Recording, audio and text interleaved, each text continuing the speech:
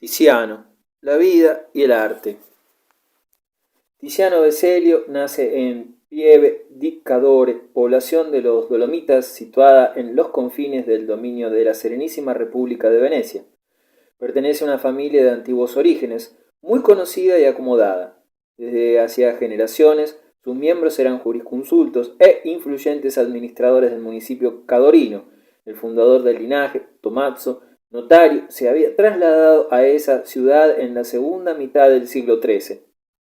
No se conoce con certeza la fecha de nacimiento del artista. Una larga tradición la sitúa en 1477, deduciéndola de una carta en la que Tiziano, dirigiéndose a Felipe II de España en agosto de 1571, afirma tener 95 años. Dicha fecha, que también Borghini y Ridolfi consideraron válida, es ahora rechazada de modo general, en consideración al hecho de que con esta misiva el pintor solicita el pago de algún cuadro y es probable que se ponga años para conmover al poderoso mecenas. Gran parte de la crítica moderna, por el contrario, sitúa el nacimiento de Tiziano entre 1488 y 1490, tomando como fundamento el testimonio que proporciona el Diálogo de la Pintura, 1557, de Ludovico Dolce, el cual menciona que, cuando Tiziano ejecutó en 1508 los frescos de Fondaco dei Tedeschi, no tenía ni 20 años entonces.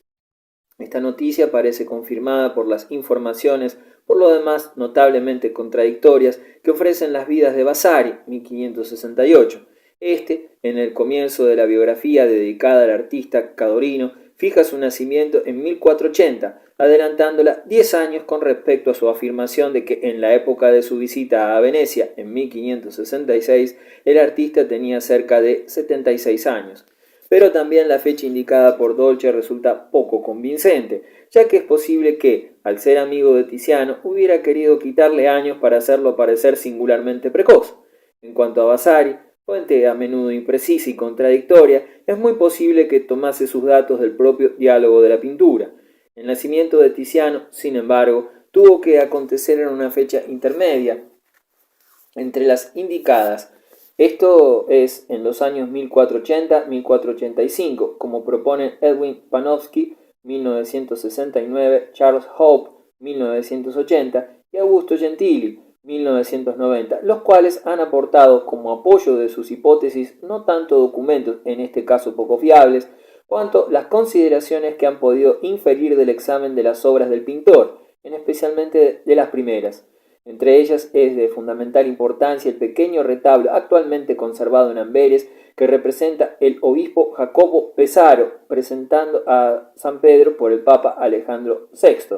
El cuadro, que conmemora la victoria obtenida contra los turcos en Santa Maura en agosto de 1502 por las flotas españolas, venecianas y pontificias, estas últimas mandadas por Jacopo Pesaro, se ha adscrito muchas veces a los años 1508-1512. En realidad debió de ser encargado mucho antes, en 1503, poco después de la batalla objeto de conmemoración y antes de la muerte de Alejandro VI Borgia, el pontífice que había sido el promotor de la empresa militar, sucedida en el mismo año 1503 e inmediatamente seguida de una especie de damnatio memoriae. Esta secuencia cronológica, además de reconocer en esta su primera obra, atestigua la precocidad del pintor de Cadore, que, llegado a Venecia no mucho antes, con solo 20 años de edad, lograba adjudicarse un encargo de gran prestigio personal y político. Cuando en los últimos años del siglo XV el joven Tiziano acudió a Venecia desde Cadore, la ciudad de las lagunas estaba atravesando uno de sus momentos de máximo esplendor.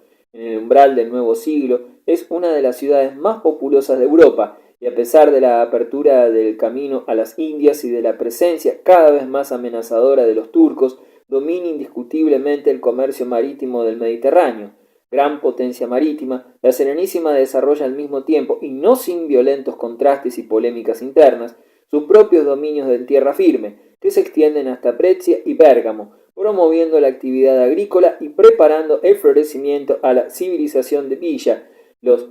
descripciones de los contemporáneos elogian a Venecia como ciudad de la opulencia y de la abundancia. Allí no se fabrica nada, escribe en sus diarios Marín Sanudo, y sin embargo se halla en abundancia todo cuanto se desee. Y Según el entusiasta diarista cinquecentesco, la abundancia de mercancías provenientes del Levante y del Poniente es causa de que, en aquella ciudad, todos sean acaudalados. Por lo demás, también en las obras literarias del contemporáneo Rusante, el personaje del campesino siempre hambriento, según un difundido estereotipo, se le imagina en Venecia saciado y satisfecho. También la vida cultural veneciana conoce en estos años una fervorosa renovación. La Cancillería de San Marcos y la Escuela de Lógica y Filosofía Natural del Rialto son centros vitales de estudios históricos, literarios, científicos y artísticos. Con Aldo Manuzio, la ciudad de las lagunas se convierte en la capital europea de la edición y en el centro propulsor del humanismo más refinado. En sus palacios nobiliarios se cobijan las colecciones de antigüedades clásicas. La singular tolerancia y la orgullosa voluntad de independencia de la Serenísima respecto de la Santa Sede estimulan después la venida de intelectuales y escritores deseosos de expresar libremente sus ideas, sin los condicionamientos y los controles eclesiásticos. Desde el punto de vista artístico, Venecia ha conocido el paso del elegante decorativismo, del estilo tardogótico, encarnado en las espléndidas edificaciones de la Ca de Oro y la Porta de la Carta del Palacio Ducal, a las nuevas y sobrias construcciones renacentistas erigidas por Pietro Lombardo y Maudo Coduzzi. En 1500 pasa un corto tiempo en la ciudad Leonardo da Vinci, mientras en los años 1505 y 1506 reside en ella el gran pintor alemán Alberto Durero, que, con sus obras caracterizadas por un realismo áspero, casi expresionista, ejerce una influencia determinante en la cultura figurativa veneciana, por lo demás ya sensible a las aportaciones del arte nórdico, tanto flamenco como alemán, conocido a través de la amplia circulación de cuadros y sobre todo de grabados. La formación de Tiziano pasa por el conocimiento de estas nuevas tendencias pictóricas procedentes de lejanas tierras, además de, naturalmente, la visión de los grandes maestros que, entre el final del 400 y el principio del 500, han renovado el arte y la cultura figurativa venecianos. Vittore Carpaccio, dedicado a la realización de sus ciclos pictóricos para las escuelas ciudadanas, amén de retablos y obras oficiales en el Palacio Ducal, Giovanni Battista Cima da Conegliano, que trabajó hasta 1515-16, y sobre todo los hermanos Gentili, Giovanni Bellini y Giorgione de Castelfranco. Fueron, por tanto, numerosos y variados los estímulos que contribuyeron a la formación del joven Tiziano. Los relatos sobre los años juveniles del artista, que adquieren tintes de leyenda, nos lo muestran aún un chiquillo pintando en su nativa Pieve de Cadore con una virgen con savia de flores. Menos fantasiosas, pero no del todo veraces, las informaciones incluidas en el diálogo de la pintura de Ludovico Dolce, según el cual, tras un inicial aprendizaje en el taller del mosaísta Sebastiano Zuccato, Tiziano habría entrado primero en el de Gentile Bellini y luego en el de los hermanos más conocidos, moderno, Giovanni, para pasar finalmente a colaborar con Giorgione. Se trata de un currículum cuya linealidad es, sin embargo, impugnada por el análisis de las primeras obras tizianescas, que revela que los modelos del artista fueron muchos más y especialmente que su deuda con Giorgione ha de matizarse con respecto a lo que se creía. El pequeño retablo de Amberes, encargado a Tiziano en torno a 1503 por Jacopo Pesaro, y que, como hemos visto, es la primera obra conocida del pintor, confirma estas consideraciones. Augusto Gentili ha propuesto para ella unos tiempos de ejecución largos, 1503-1506, basándose en razones estilísticas. Las discrepancias que se pueden encontrar entre las tres figuras de la escena sacra dejan ver, efectivamente, el progresivo acercamiento de Tiziano a la manera de diferentes maestros a la pintura. En la figura del Papa Alejandro VI, pintada la primera, se percibe la pintura seca, gráfica y cuatrocentesca de Gentile Bellini. Por el contrario, los rasgos y la morbidez cromática acercan la figura de San Pedro, realizado posteriormente a las pintadas por Giovanni Bellini en sus obras maestras de comienzo del siglo XVI. En fin, el espléndido retrato de Pesaro, el último que se hizo, es indudablemente deudor, por su vigoroso realismo, del arte flamenco y alemán. Se confirma, pues, la influencia ejercida por Giovanni y, sobre todo, por Gentile Bellini sobre el joven Tiziano, que en sus comienzos debió de realizar seguramente algún retrato y alguna virgen para Belliniana, mientras que por estas fechas no se encuentran referencias a Giorgione. Los altísimos resultados logrados por el maestro de Castelfranco en la definición atmosférica y en la fusión cromática han inducido a los críticos modernos a atribuirle todas las novedades e innovaciones de la pintura veneciana de los años 1500-1510, a hacer de él, en suma, el autor de giro naturalista que distingue el arte veneciano de esos años clave. En consecuencia, Tiziano, y con él Sebastiano del Piombo, ha sido considerado durante mucho tiempo una creación de Giorgione, como su hijo en el arte y en el oficio, según la famosa fórmula vasariana. La tradición del discipulazgo de Tiziano en el taller de Giorgione ha llevado a proponer para muchas obras no documentadas y de difícil atribución la hipótesis según la cual, a la muerte de este en 1510, el alumno habría recogido su herencia, terminando las obras dejadas inconclusas, entre ellas Cristo y el Sicario, de la Scuola di San Rocco, el concierto del Palacio Pitti y el concierto campestre del Louvre. Esta deducción simplista, además de ser contraria a las consideraciones de carácter iconológico y estilístico que hacen asignar estas obras al joven Tiziano, lo es también a las fuentes contemporáneas, ninguna de las cuales dice que Giorgione tuviera un taller, una escuela o alumnos. El maestro de Castelfranco trabajó en realidad en una esfera privada, manteniendo relaciones con círculos humanistas de élite, para los cuales realizaba imágenes marcadas por un culto y difícil alegorismo, y permaneciendo ajeno, acaso por decisión propia, acaso porque no tuvo tiempo de crearse las oportunas relaciones político-culturales para acceder a los grandes encargos públicos, eclesiásticos o cívicos. Totalmente distinta es la actitud del joven Tiziano, asimismo llegado a la capital de la Serenísima desde la provincia, pero, a diferencia del pintor de Castelfranco, dispuesto a ofrecer su pincel a todas las exigencias de la clientela veneciana, desde la de los privadísimos círculos humanísticos hasta la de los representantes oficiales del poder político y religioso. Con la prudencia empresarial que caracterizaría siempre su carrera artística, Tiziano consigue pronto encargos prestigiosos y variados, del citado retablo de Amberes a las refinadas alegorías musicales que son el concierto del Palacio Pitti y el concierto campestre del Louvre, de los primeros retratos de aristócratas venecianos a la gran empresa de la decoración al fresco del Fondaco dei Tedeschi, del Cristo y el Sicario, de San Rocco, al prestigioso encargo de los frescos de la Scuola de Santo de Padua. Se ha dicho que los numerosos cuadros tradicionalmente tenidos por obras giorgionescas terminadas después por Tiziano son, por el contrario, atribuibles a él en su totalidad. Es una excepción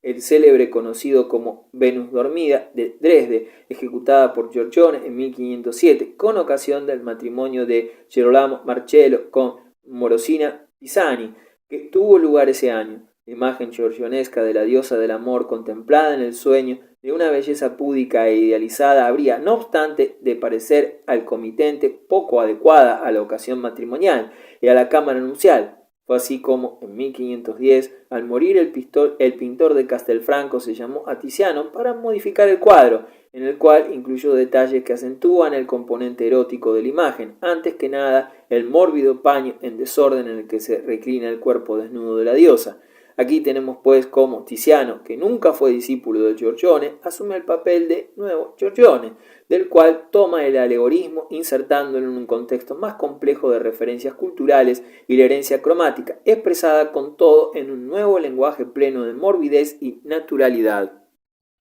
Por lo demás, también en los retratos se aleja pronto Tiziano de los modelos giorgionescos. En efecto, mientras que los retratos del pintor de Castelfranco presentan figuras de medio busto separadas del espectador por un antepecho, Tiziano elimina todo diafragma, estableciendo un contacto directo entre el observador y los personajes retratados, representados desde las rodillas o desde el talle para arriba, ya no personajes inmóviles y soñadores, sino individuos reales, animados de sentimientos y emociones, registrados con excepcional agudeza y vigor. La primera obra oficial confiada a Tiziano fueron los frescos ejecutados en 1507-1508 en la fachada de tierra de Fondaco dei Tedeschi, lugar donde paraba y comerciaban los mercaderes centroeuropeos, pero propiedad de la República, y recientemente reconstruido tras el incendio sufrido en 1505. Estas decoraciones, como las realizadas por Giorgione para la fachada del mismo edificio que daba al Gran Canal, se deterioraron con rapidez. De ellas solo se conservan hoy algunos fragmentos, los más importantes de los cuales, legibles también gracias a las valiosas inscripciones dieciochescas de Antonio Maria Zanetti, se encuentran en la Galería Franchetti, en la Ca de Oro. Su programa es difícil de reconstruir en su conjunto. Las pinturas giorgionescas, cuyo significado resultaba ya incomprensible, pocos años después de su ejecución, a Vasari, en su visita a Venecia, desarrollaban quizás un tema astrológico, siendo el de Tiziano un tema político. Ciertamente en la figura femenina que aparece en uno de los fragmentos que levanta la espada ante un soldado imperial, fundiendo la iconografía de Judith y de la justicia, se puede reconocer una alegoría de la ciudad de Venecia, del poder político y de la protección de la que goza la ciudad en los años en que está amenazada por la Liga de Cambrai, a la que se había adherido el emperador alemán Maximiliano. Así pues, se confió a Tiziano la tarea de despertar el respeto por la Serenísima entre los comerciantes que residían en el Fondaco, alemanes con quien esos años amenazaba el poder de aquella. Desde el punto de vista estilístico, estos frescos muestran toda la autonomía de Vezelio con respecto a Giorgione, mientras que la joven desnuda, pintada por este, se inserta armoniosamente en la hornacina umbrosa que la acoge. Las figuras de Tiziano se sitúan dinámicamente en el espacio, con poses amplias y escorzos atrevidos. Se encomiendan asimismo preciosos mensajes políticos al retablo de San Marco, pintado por Tiziano alrededor de 1510 para la iglesia veneciana del Santo Espíritu in Isola y actualmente en la Salute. El cuadro, realizado como ex voto durante una virulenta epidemia de peste, fue probablemente encargado al Vecherio por la propia República, como indica la absoluta preeminencia reservada a la figura de San Marcos, encarnación de la Serenísima,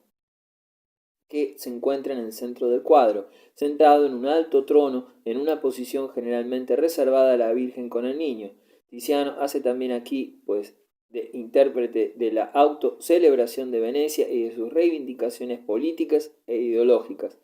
Observaciones análogas se pueden hacer acerca de 3 frescos ejecutados en Padua, en el interior de la Scuola di San Antonio, entre abril y diciembre de 1511. Los temas representados, todos ellos episodios milagrosos en los que San Antonio logra la reconciliación de familiares en litigio, tienen también una función celebratoria de la paz entre Venecia y Padua, después de que ésta en 1509 fuese conquistada por la Liga Santa, formada contra la Serenísima por Julio II. En la obra paduana, Tiziano hace gala de una cultura figurativa que se revela ya madura y autónoma, como se infiere de las referencias cultas de la estatuaria antigua, de las soluciones compositivas y del brillante tejido cromático que funden armoniosamente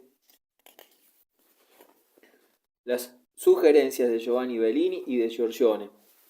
pero también de Mantegna, Durero, Miguel Ángel y Rafael. El pintor de Cadore conquista así, adjudicándose trabajos públicos de gran prestigio, una posición de supremacía en el panorama artístico véneto. En los mismos meses de los frescos paduanos, prepara el dibujo para la monumental xilografía del Triunfo de Cristo, basándose valientemente en el campo en el que trabajaban Andrea Mantegna, Alberto Durero y Marco Antonio Raimondi. El triunfo del que Vasari alabó la fiereza y la bella manera, representa en una procesión de gran impacto visual la victoria de la fe cristiana y al propio tiempo la reconciliación entre Venecia y la Iglesia de Roma.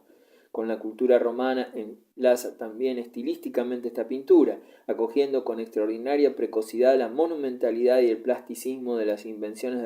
de Rafael y Miguel Ángel, conocidos en Venecia gracias a la estancia de Fra Bartolomeo en 1508 y sobre todo a los dibujos y a sus traducciones al grabado. En 1513, Tiziano rechaza la incitación que le hace Pietro Bembo de trasladarse a la corte romana del Papa León X y el mismo año dirige el Consejo de los 10 la famosa petición en la cual, con franqueza y determinación, se ofrece como pintor oficial a la Serenísima. En dicho escrito, después de mencionar sus orígenes cadorinos y su formación veneciana, declara estar dispuesto a pintar el lienzo que representa la batalla de Spoleto, en sustitución del deteriorado fresco del siglo XIV, de Guarniero en la sala del Gran Consejo del Palacio Ducal. una empresa que, por la colocación del fresco a contraluz, subraya orgullosamente ninguno de los pintores que hasta entonces habían trabajado en el edificio había osado abordar, pidiendo en la misma carta ser remunerado por dicho trabajo en dinero y gozar de las mismas facilidades concedidas a Giovanni Bellini, demuestra ser consciente de su propio valer y considerarse digno de sustituir al octogenario maestro en el papel de protagonista de la pintura veneciana.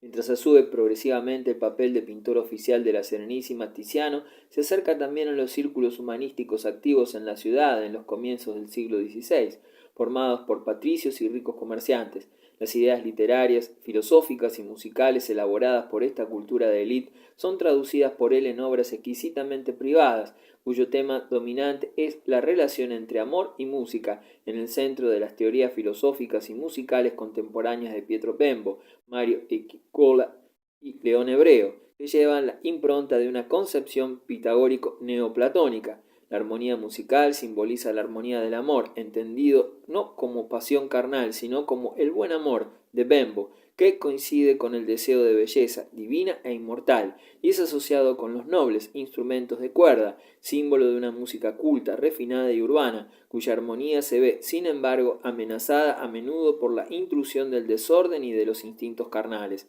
Este es el tema del célebre concierto campestre del Louvre, pintado en 1509-1510, en el cual el perfecto acorde del laúd que tañe un joven elegante y la flauta que tiene en la mano una musa desnuda es perturbado por la intrusión de un tosco pastor, motivo presente también en las 13 edades de Edimburgo, 1512-1513. Aquí, como ha observado Palluccini, las enseñanzas de los antiguos maestros se alejan de toda hermosura idealizada o sueño intimista en favor de una jubilosa sensación de vida que brota de la contraposición, de forma que se extiende en amplios campos cromáticos y del esplendor de unas tintas suntuosas, dentro del espacio graduado en vibrantes relieves luminosos y penumbras atmosféricas. Hay también complejos significados alegóricos en el cuadro, conocido como el amor sacro y el amor profano, 1514-1515, alusiva celebración de un importante y singular matrimonio, el de Nicolò Aurelio y Laura Bagarotto. Son cuadros en los que Tiziano despliega todo su clasicismo cromático, insertando las extensas formas en espacios animados por dichos relieves lumínicos y penumbras atmosféricas, disponiendo colores brillantes y suntuosos en amplios campos, obteniendo ese efecto de jubilosa sensación de vida. Tiziano aborda nuevamente el tema de amor y música casi 10 años después, cuando Alfonso I, duque de Ferrara, le encarga 4 cuadros para su despacho privado del castillo estense, denominado Gabinete de Alabastro, y hoy perdido. Aunque no conocemos con certeza la ubicación exacta del despacho en el castillo ni la disposición de los lienzos en él, sabemos con seguridad que Alfonso tuvo presente el modelo del famoso gabinete de su hermana Isabela de Este. El duque quería que su estudio estuviese decorado con una serie de pinturas que representasen bacanales. El acontecimiento dionisíaco es entendido como una oportunidad de liberarse de los afanes del mundo y de la historia, de aquí que Tiziano ejecutara la ofrenda a Venus y la bacanal actualmente en el Prado y el Baco y Ariadna del Louvre y modificara el festín de los dioses realizado por Giovanni Bellini en 1514, repintando el paisaje y algunas figuras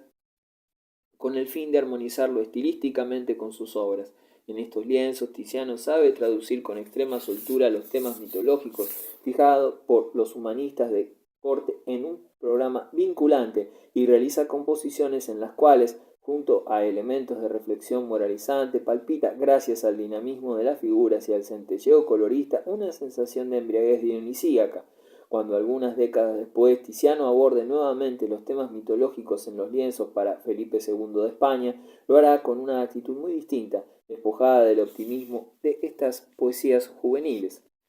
El retablo de la Asunción, encargado a Tiziano para el altar mayor de la iglesia franciscana de los Frari en 1516, año de la muerte de Giovanni Bellini, ratifica la conquista del éxito en la esfera de los grandes encargos religiosos. Tras haberse creado pacientemente una red de relaciones públicas y privadas, Tiziano acomete la realización de grandes retablos que ahora en adelante constituirán una parte consistente de su producción. la Asunción de los Frari, colocada en mayo de 1518 en un monumental edículo de mármol con una solemne ceremonia mencionada también en los diarios de Martín Sanudo, suscita de inmediato clamorosas reacciones en los contemporáneos por su novedad iconográfica y estilística. Ludovico Dolce observa que en la tabla están presentes la grandeza y terribilidad de Miguel Ángel y la afabilidad y la hermosura de Rafael y el color propio de la naturaleza, contraponiéndolos a las cosas muertas y frías de los Bellini y de Vivarini. Sin duda,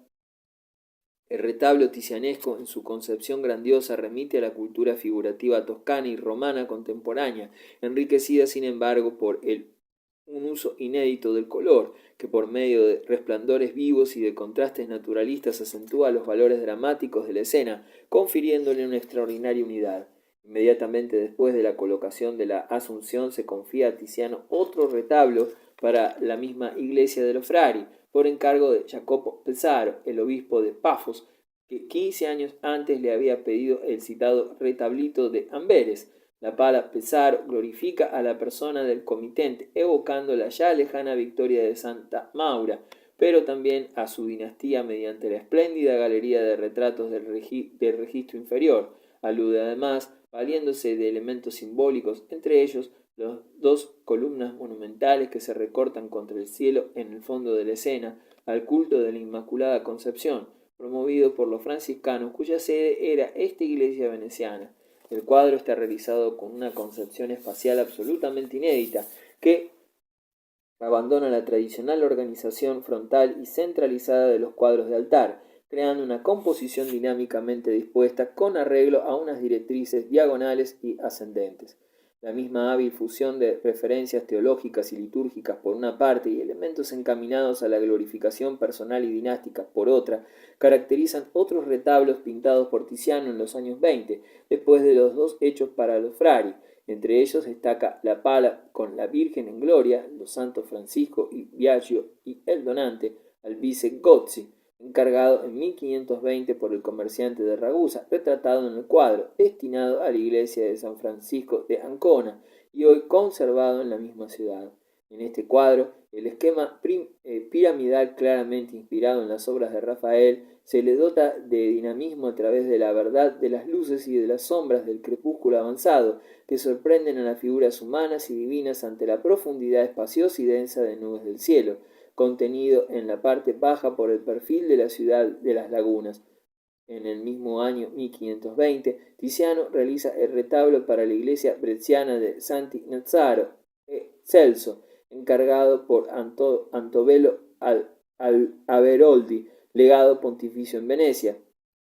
A pesar de estar condicionado por la forma arcaica del políptico, sin duda impuesta por el comitente, el pintor crea una obra unitaria y totalmente moderna, gracias a las citas de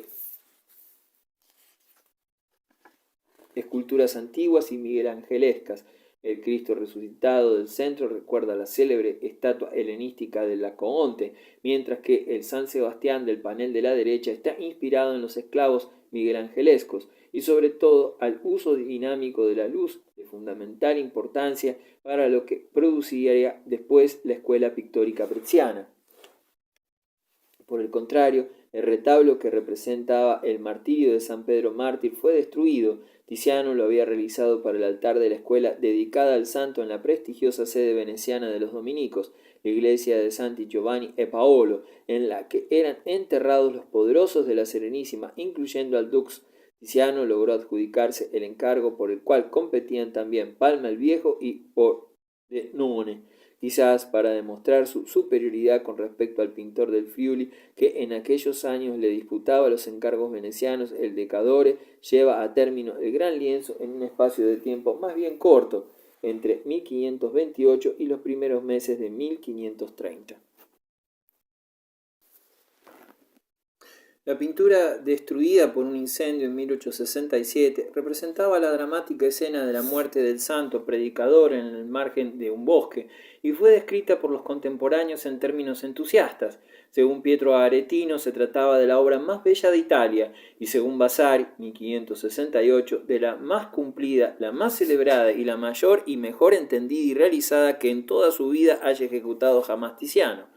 el autor de Las Vidas, nos proporciona también una detallada y evocadora descripción. Tiziano hizo la tabla, haciendo mayor que el natural a dicho santo mártir, dentro de un bosque de árboles grandísimos, caído en el suelo y atacado por la ferocidad de un soldado que le ha herido en la cabeza, de tal modo que, estando a medias vivo, se le ve en el rostro el horror de la muerte, mientras en otro fraile que va adelante huyendo se percibe el espanto y el temor de la muerte. En el aire hay dos ángeles desnudos que bajan de un relámpago del cielo, el cual da luz al paisaje, que es bellísimo, y a toda la obra. Las palabras de Vasari testimonian el interés madurado por Tiziano por la relación entre figuras y paisaje, por lo demás bien presente en obras contemporáneas de temas religiosos, como La Virgen con el Niño, San Juanito y Santa Catalina, de Londres, La Adoración de los Pastores, del Palazzo Pitti, y La Virgen del Conejo, del Louvre. En los mismos años en los que pinta los grandes retablos, Tiziano logra afirmarse como pintor oficial de la Serenísima, gracias también al favor que le otorga el dux Andrea Gritti, elegido en 1523. Gritti, artífice en 1509 de la triunfal reconquista de Padua, una vez convertido en dux, pone en marcha una política de promoción cultural dirigida a relanzar la imagen de Venecia como nueva Roma, capital de un imperio grandioso y heredero ya de la Roma oriental, Constantinopla, tomada por los turcos en 1453, ya de la Roma de los papas, devastada por el saqueo de los lansquenetes en 1527. Protagonistas de este proyecto de Renovatio Urbis Venetiarum son Tiziano y dos toscanos, llegados a la capital de la Serenísima precisamente el año del Sacco di Roma, el gran escritor y panfletista Pietro Aretino y el arquitecto Jacopo Sansovino. Los tres artistas instauran prontamente una asociación sólida y fecunda hasta el punto de constituir una especie de triunvirato artístico, destinado a dominar toda la vida cultural de la Serenísima en los años centrales del Cinquecento. La gran reorganización urbanística de la plaza y la placeta de San Marcos, llevada a cabo por Sansovino, con la creación de una escenografía ininterrumpida de arquitecturas clasicistas desde la Secca hasta la Torre del Reloj, representa para Tiziano una confirmación y un estímulo para el desarrollo de su propio lenguaje en términos áulicos. Son claramente perceptibles ecos sansovinianos en las grandiosas arquitecturas clasicistas que enmarcan la escena de la presentación de la Virgen en el templo, pintada por Tiziano entre 1534 y 1538, para la sala del albergo de la Scuola Grande di Santa Maria della Carità, hoy sede de la Galería de la Academia. Como Sansovino en sus intervenciones urbanísticas, también Tiziano en sus pinturas interpreta la ideología heroica e imperialista de Gritti. Eso explica que el dux tuviera una absoluta predilección por él, como demostró al confiarle importantes obras para el Palacio Ducal, el fresco monumental del San Cristóbal, pintado en 1523 en la pared sobre la escalinata de los apartamentos ducales, y en el cual está simbolizada la potencia de la República, el retrato oficial para la sala del Gran Consejo y el cuadro votivo para la sala del Colegio, ambos destruidos en el incendio que devastó el palacio en 1577, los frescos para una capilla del palacio asimismo perdidos, y finalmente la batalla del lado que da a la plaza de la sala del Gran Consejo que Tiziano se había ofrecido pintar ya en 1513, en sustitución de la batalla de Spoleto, de Guariento, pero que probablemente, como ha propuesto Pauluccini 1969, representaría bajo los auspicios de Gritti la victoria más reciente, 1508, obtenida por los venecianos sobre las tropas imperiales en tierras de Cadore. También fue destruida por las llamas en 1577, pero una copia antigua conservada en los Uffizi, junto con los valiosos dibujos preparatorios y a los grabados, dejan ver que la composición estaba sin duda determinada por una declamada tensión de movimientos y gestos en violenta agitación. Tiziano pintó también algunos años después de la muerte de Gritti, acaecida en 1538, el espléndido retrato de este, actualmente conservado en Washington, que transmite a la posteridad una imagen heroica y vigorosa del dux. La relación sin duda más importante e influyente es, sin embargo, la que Tiziano mantiene con Aretino, quien con sus escritos y sus cartas dirigidas a los potentados de toda Europa promueve el éxito de su mejor pintor, pero que, a su vez, obtiene consistentes beneficios de la creciente fortuna de Tiziano. Entre los testimonios más elocuentes de esta asociación se cuenta indiscutiblemente el magnífico retrato que el artista hace de Pietro en torno a 1545, hoy conservado en el Palacio Pitti, y en el cual se captan con vigorosa inmediatez los rasgos físicos y espirituales del literato, que acogió con terrible maravilla la obra que respira, palpita y mueve el espíritu del modo que yo hago en la vida. Unen a Aretino y a Tiziano sus ideales estéticos, como bien ilustra una famosa carta en 1544, en la cual el escritor se propone crear con las palabras los mismos efectos de sugestión visual que la pintura del destinatario. Apoyado los brazos en el alféizar de la ventana, me entregué a la contemplación del admirable espectáculo que componían las infinitas barcas que, no menos llenas de forasteros que de coterráneos, recreaban no sólo a los contempladores, sino al mismo gran canal que recrea a todo lo que lo surca. Y mientras estas y aquellas gentes andaban contentas por las calles, yo, como hombre aburrido de sí mismo, que no sabe qué hacer con su mente y con sus pensamientos, vuelvo los ojos al cielo, el cual, desde que Dios lo creó, no fue jamás embellecido de tan hermosa pintura de sombras y luces. Por esto el aire era tal como quisieran expresarlo quienes os envidian a vos, porque por no poder ser vos, porque veis, tal como os cuento, en primer lugar, las casas que, aunque de auténtica piedra, parecen de materia artificiosa, y percibís después el aire, que en ciertos lugares adiviné puro y vivo, y en otros turbio y desvanecido. Imaginad aún lo que me maravillaron las nubes formadas de humedad condensada, las cuales en la vista principal estaban en parte cercanas a los tejados de los edificios y en parte al fondo, y una de la derecha se difuminaba en un pardo negruzco. Me asombro ciertamente la variedad de tonos que ostentan. Los colores más próximos ardían con las llamas del fuego solar y los más lejanos se enrojecían con un ardor de niño no tan encendido. ¡Ah! Con qué bellos trazos los pinceles naturales impelían el aire, apartándolo de los palacios de la misma manera que lo aparta el Vecellio cuando pinta paisajes. Aparecía por un lado un verdiazul y por otro un azul verdoso, realmente compuesto por las extravagancias de la naturaleza, maestro de maestros. Con claros y oscuros velaba y realzaba lo que debía ser realzado o velado, de manera que yo, que bien sé como vuestro pincel es espíritu de los espíritus, por 3 o 4 veces exclamé: «Oh, Tiziano, ¿dónde estáis ahora?». Los elogios que le tributa Aretino contribuyeron sin duda a acrecentar la celebridad de su amigo, y las peticiones de obras que se le hacían, en especial de retratos. La realización del retrato del emperador Carlos V en 1533 procura al pintor un prestigio y unos privilegios que, consagrando su fama en Italia y en toda Europa, abren el camino a una serie de encargos de primera importancia. De la notoriedad alcanzada por Tiziano es testigo también Ludovico Ariosto, que en la edición de 1532 del Orlando Furioso coloca al artista entre los grandes pintores que en la edad moderna han sabido emular a los maestros de la antigüedad: Leonardo, Andrea Mantegna, Giambellino, los dos Dossi y aquel que por igual esculpe y pinta, Miguel Ángel, más que mortal, ángel divino, Sebastián, Rafael, Tiziano, que honra no menos a Cadore que aquellos a Venecia y Urbino. Entre los retratos más importantes ejecutados por Tiziano desde los años 30 hay que mencionar al menos los de los grandes de la época, desde el duque Francisco Bernier hasta el rey de Francia, Francisco I,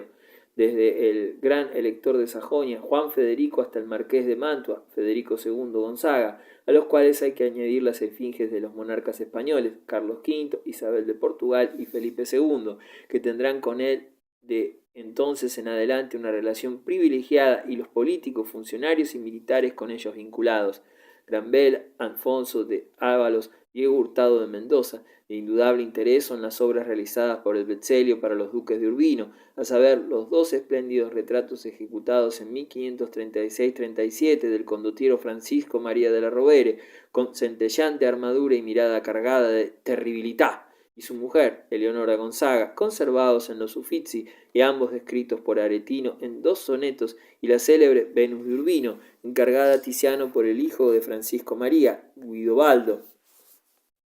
II de la Rovere, realizada en 1538. Es una obra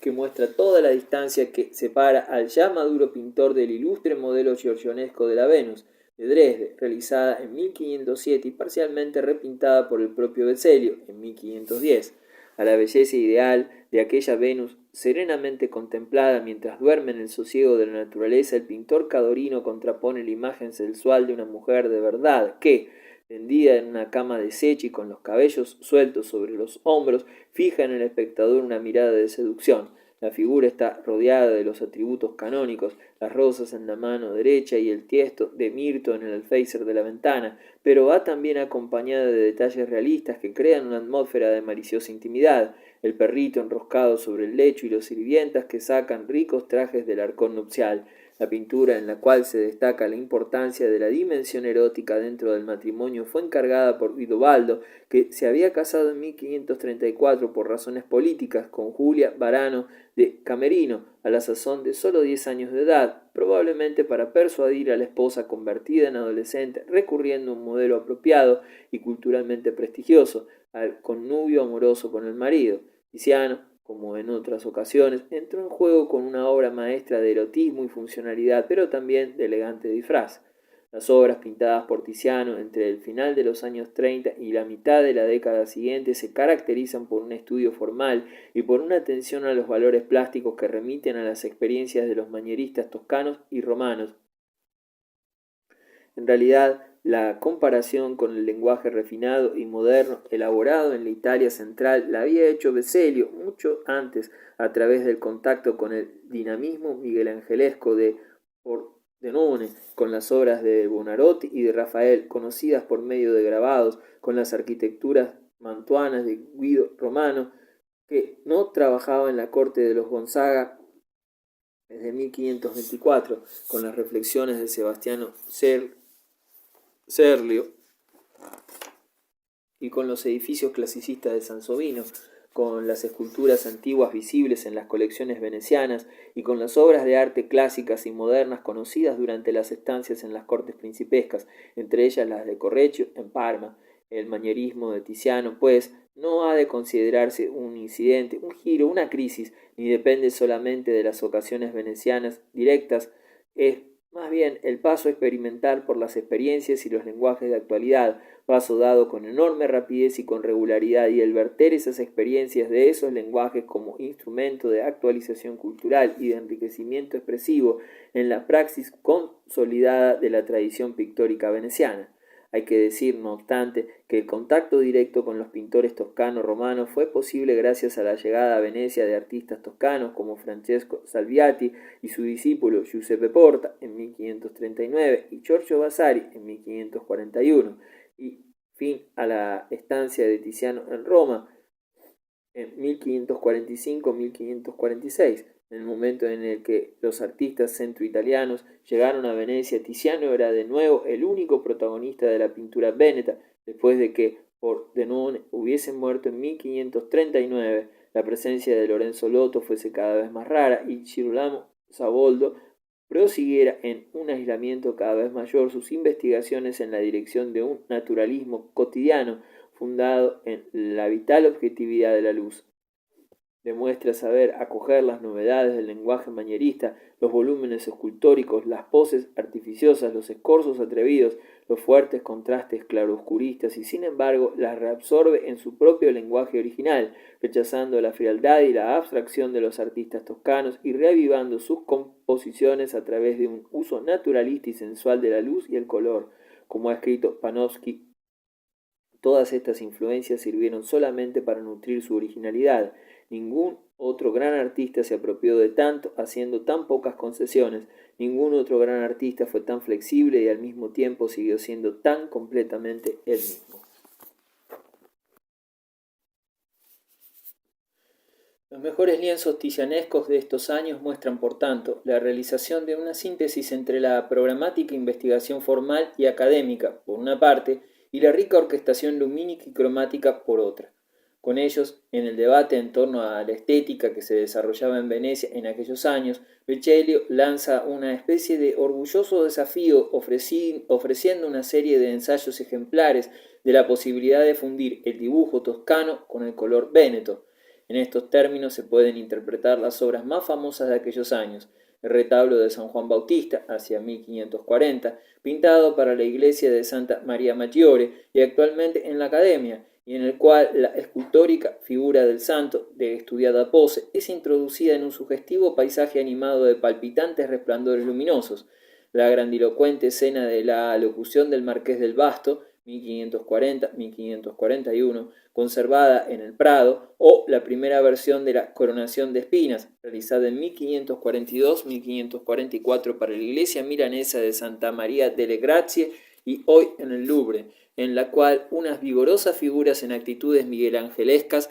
se insertan en una arquitectura próxima a las creaciones mantuanas de Giulio Romano. Entretanto, con la ejecución en 1542 del retrato de Renuncio Farnesio, de 12 años de edad e hijo de Pierluigi, comandante del ejército pontificio y sobrino del Papa Pablo III, Tiziano logra conquistar el favor de esta poderosa familia, que a partir de entonces le encargará importantes pinturas y que promueve su traslado a Roma. Tiziano abandona Venecia en septiembre de 1545 y tras una breve estancia en las Marcas como invitado del duque de Urbino y Dobaldo II de la Rovere, el 9 de octubre llega a la capital. Recibido con grandes honores en la corte pontificia, es acompañado por Vasari y por Sebastiano del Piombo en la visita a los monumentos de la ciudad eterna. En una carta a Carlos V le habla de las maravillosas piedras antiguas y conoce a Miguel Ángel. A pesar de la festiva acogida que se le dispensa, el naturalismo sensual y la libertad cromática de su pintura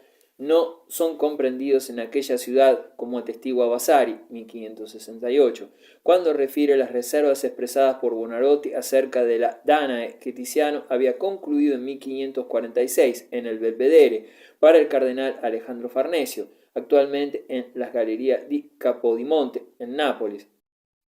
Un día que Miguel Ángel y Vasari visitaron a Tiziano en Belvedere, vieron en un gran cuadro que entonces había realizado una mujer desnuda que representaba una Danae que tenía en el regazo a Júpiter transformado en lluvia de oro, y como suele hacerse en presencia del autor, se lo alabaron. Una vez alejados de él, dialogando acerca del modo de pintar de Tiziano, el Buonarroti lo ensalzó bastante, diciendo que le gustaba mucho su color y su manera, pero que era lástima que en Venecia no se aprendiera desde los comienzos a dibujar bien, y que aquellos pintores no dominaran mejor el estudio. Siendo así, dijo, que si este hombre fuese asistido por el arte y el dibujo tanto como lo es por la naturaleza y principalmente en remedar lo vivo, no podría hacerse más ni mejor, puesto que tiene un magnífico espíritu y una manera muy grata y vivaz. Esta sustancial incomprensión explica por qué durante su estancia romana fue requerido Tiziano sobre todo como retratista, ante todo por el pontífice Pablo III, que se hace retratar en compañía de sus sobrinos Alejandro y Octavio Farnesio.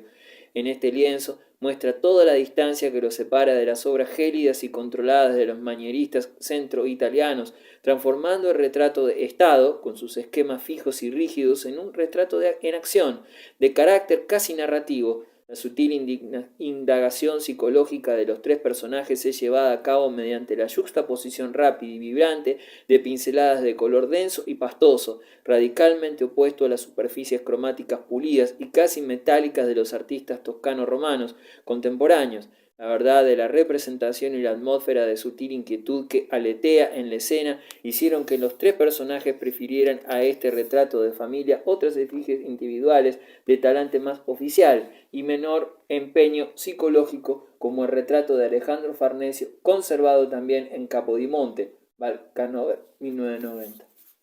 La solemne concesión de la ciudadanía romana el 19 de marzo de 1546 pone fin a la estancia de Tiziano en la ciudad papal. Tras una breve parada en Florencia, vuelve a Venecia, donde reanuda los trabajos que había dejado interrumpidos con un estilo enriquecido por las experiencias romanas. Pienses en las referencias a la arquitectura clásica que introduce en el martirio de San Lorenzo para la iglesia de los jesuitas, o en los ecos del edificio bramantesco de San Pedro en el Pentecostés, hoy en la Salute, pero animado siempre por nuevas investigaciones y experimentaciones lumínicas y cromáticas. En enero de 1548 Tiziano deja de nuevo Venecia para dirigirse en compañía de Orazio, su hijo predilecto, y de Lamberto Sustris, a la ciudad de Augsburgo, donde Carlos V ha convocado a los príncipes, duques, condes y electores del imperio, dividido por la reforma luterana. Apenas llegado a la ciudad, Suava es contratado para la realización de una serie de retratos de grandes personajes políticos allí reunidos, empezando por el emperador Carlos V a caballo, representado mientras escruta con expresión fiera y al mismo tiempo fatigada el campo de la batalla de Mühlberg, tras la victoria obtenida sobre las fuerzas protestantes en 1547. En el mismo periodo, Tiziano realiza para el hijo del emperador Felipe II el cuadro de tema declaradamente erótico que representa a Venus con organista y amorcillo, hoy en el Prado, y del que existen al menos dos variantes, una también en el Prado, otra en Berlín. La celebración del comitente, por lo demás, se insinúa también en este cuadro, pues en el rostro del organista, que se vuelve a admirar el opulento cuerpo desnudo de la diosa, se han distinguido los rasgos propios de Felipe Gentili.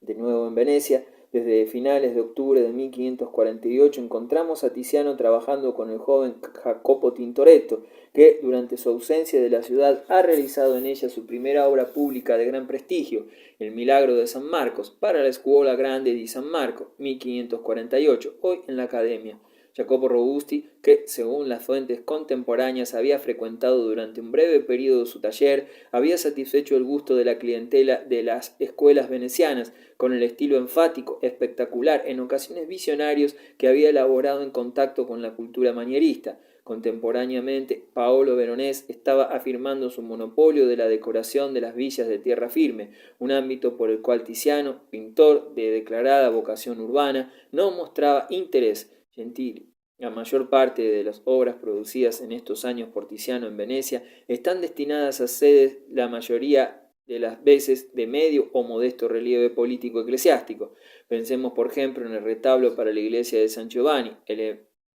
elemosinario, en el cual la articulación especial de la escena, los gestos elocuentes de los personajes y la vigorosa torsión del mendicante guardan relación con el manierismo miguelangelesco, una obra en la cual el denso velo atmosférico que envuelve a las figuras, la superficie sumaria y desgranada del color, el rebajamiento y la simplificación del timbre cromático anticipan las experimentaciones que culminarán en las revolucionarias obras de los últimos años. A partir de la década de los 50 se puede ver cómo, si Tiziano sustrajese progresivamente a la ciudad la empeñada atención, la funcional disponibilidad sobre la cual había construido su éxito y su crédito, o, si se prefiere, como si la ciudad, por medio de su clase dominante, sus instituciones políticas y eclesiásticas, le retirara progresivamente ese crédito para otorgárselo a otros. Hay que corregir, pues, la reiterada afirmación según la cual fue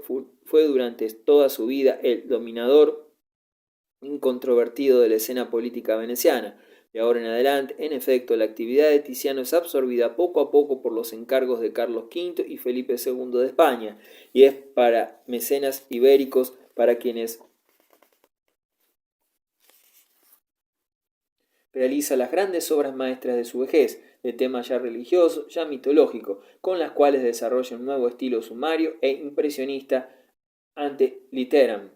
Con Felipe II como comitente se relacionan en especial dos lienzos de tema mitológico pintados por Tiziano entre 1554 y 1576, año de su muerte. Más de 30 años separan estas últimas poesías de las obras de tema análogo de sus años juveniles. La exuberante celebración de la jubilosa vitalidad del mundo clásico, presente en las composiciones festivas e iluminadas por colores brillantes de la segunda y tercera décadas del siglo. Recordemos las obras para el gabinete de alabastro del duque de Este. Es sustituida por una meditación melancólica, en ocasiones incluso trágica, sobre la violencia y la crueldad de las fábulas antiguas. De este modo representa peripecias mitológicas de dramática conclusión, el abandono de Venus por Adonis, demasiado apasionado por la caza, preludio a su muerte por un jabalí enfurecido, Venus y Adonis, hoy en el Prado, 1554, otro cazador, Acteón, descubre casualmente a Diana y a sus ninfas desnudas en la fuente, y por esta involuntaria culpa será transformado por la diosa en ciervo y despedazado por sus propios perros.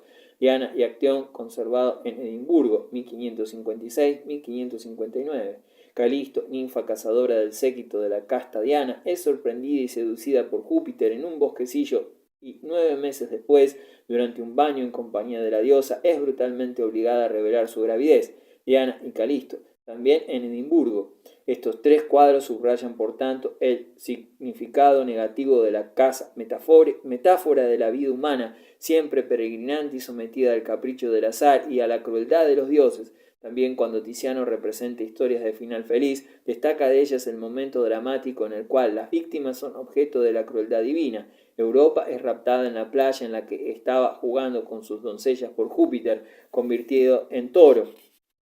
El rapto de Europa, 1559-1562, Boston.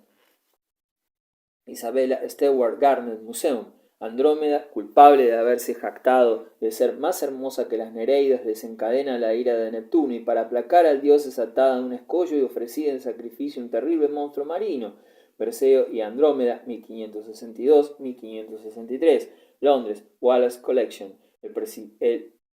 pesimismo con que Tiziano trata las fábulas antiguas que había mirado con fe en los años del neoplatonismo juvenil culmina en las 2 últimas obras maestras